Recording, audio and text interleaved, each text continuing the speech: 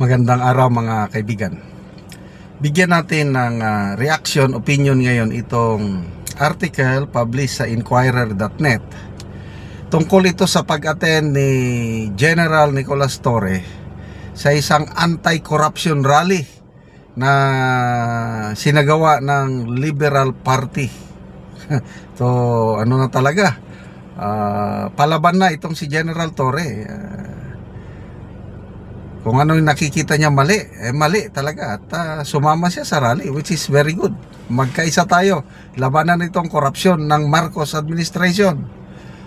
Ito, title, Torre clarifies presence at Liberal Party event, says he was only invited by friend. Former PNP Chief General Torre has clarified that his attendance at the LP event is only about supporting anti-corruption calls, which the said political group is espousing.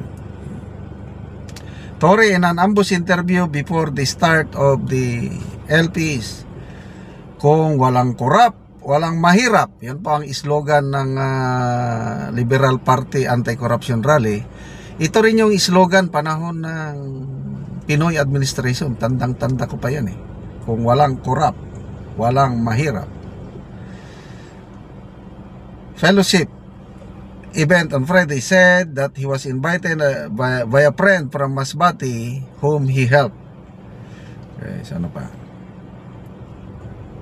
However, the ex-PNP chief noted that as an active police officer, he cannot join partisan political groups. Tama naman. Active pa siya eh.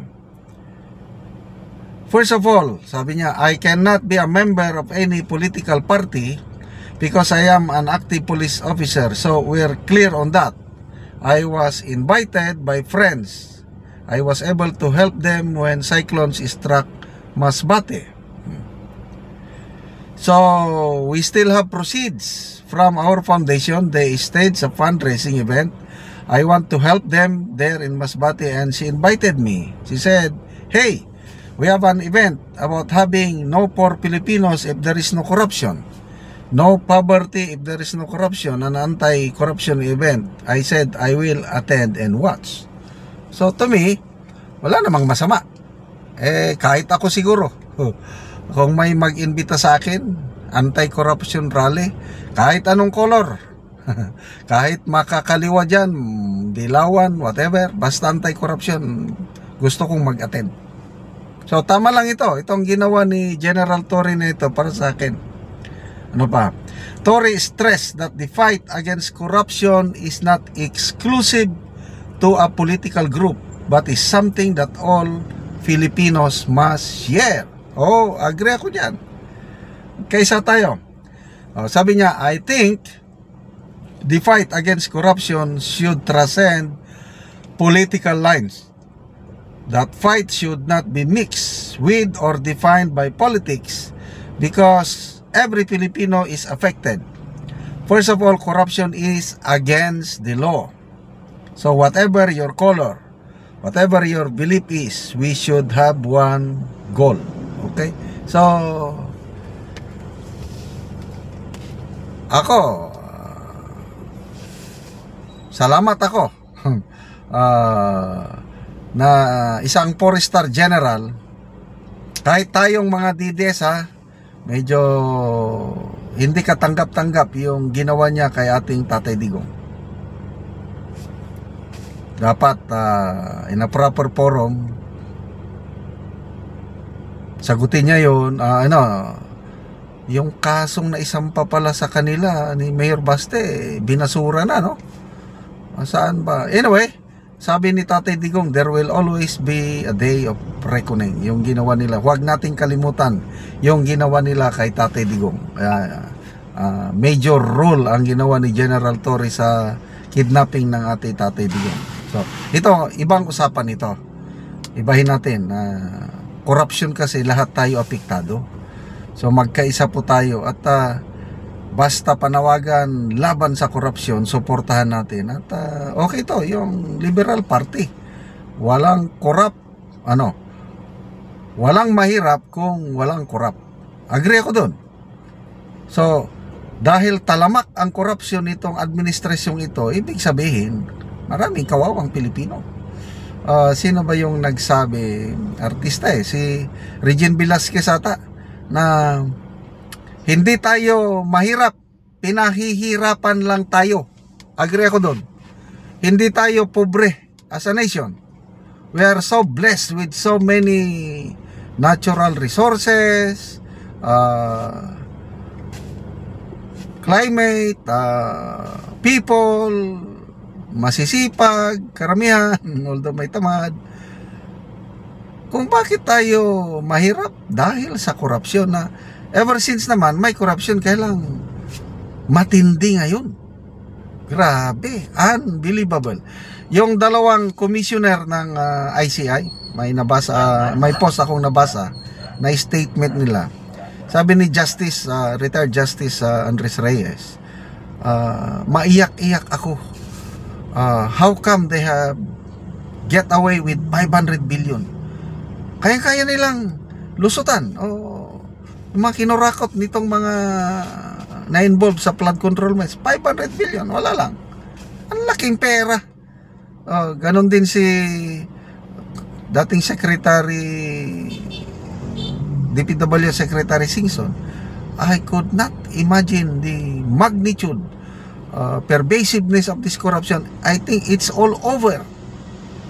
Lahat na kasi hindi lang flood control ang may corruption. Farm to market road, nandyan. Classroom, pinabayaan ng mga classroom ng mga anak natin. Housing, ano pa, sa military meron din. Yung although hindi kasalanan ng military AP, kasalanan pa rin ng DPWH. Yung TICAS program o infrastruktura, ang daming mga hindi tinatapos, 15 billion. So it's just a tip of the iceberg, itong corruption na na-expose ngayon. At labanan natin. Tama na, sobra na. Sana may mapanagot. Kaya lang, ayokong maging negative thinker. Kaya lang, sa nakikita ko, yung mga mastermind hindi mapapanagot kasi parang gusto nilang pagtakpan. Yun ang masama. Ang mapreso lang yung mga malilit na isda, which is very bad. Okay, salamat mga kaibigan sa inyong pagsubaybay sa ating channel. Nakakatulong kayo ng malaki sa tribong Talandig ng Bukidnon dahil ang income natin sa channel na ito is pantulong po sa tribo. Namimigay tayo ng mga libreng livelihood assistance sa kanila. Nagpapatanim ng saging lakatan at Arabica coffee. Panoorin nyo ang video nito. Naanami diri sa among saging lakatan, so magaputos mi sa silopin sa namunga na nga among lakatan. Salamat gid kay sa Ginoo kay namunga na among lakatan, walo ka sipi. Walo ni siya ka sipi. So sunod-sunod na gid ang pagbunga sa among lakatan. So duha ni karon ang among putuson. So gawa sa among giputos nga among saging lakatan. So naapagyod ang namunga na Napagyod ang nanay puso. So sunod-sunod na managid ni og pagputos og iya.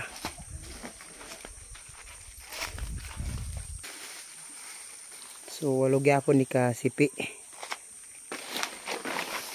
So mga dagko gyud ang yang bunga.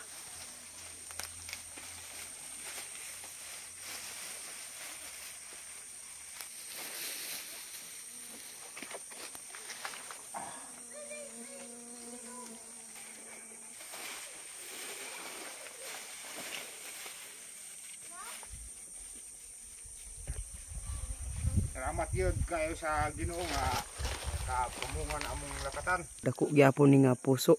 So kinig ihapit na pud ni among putuson. Gawa sa among saging lakatan upod ni among tanom nga kape. So 1,000 ni ang among tanom nga kape karon. Ug karon mo upod ni ang tanom ni Mano Iking nga saging lakatan nga namunga na. Sunod-sunod dagit ang pagpamunga oh. Sininasad ang hapit na pudputuson ni Manoy Iking. So maupod ni ang unang tanom ni Manoy Boy nga namunga na. So akong bisitahon ang ikadwa niyang tanom nga lakatan. So mauna ni ang ikaduhang tanom ni Manoy Boy nga lakatan. So namunga na gihapon. So maupod ni ang tanom ni Manoy Sidreno nga iyang saging lakatan ang una niyang tanom. Ug mao ni kadtong ikaduha niya ng tanom ni Manoy Sidreno nga namunga na gihapon. Ug maupod ni kadtong pinakauna namo nga tanom nga saging lakatan. So salamat kayo sa Ginoo ug sa suporta sa among pagpananom sa kape ug sa lakatan. Hinaot nga magpadayon pa ang inyong pagsuporta.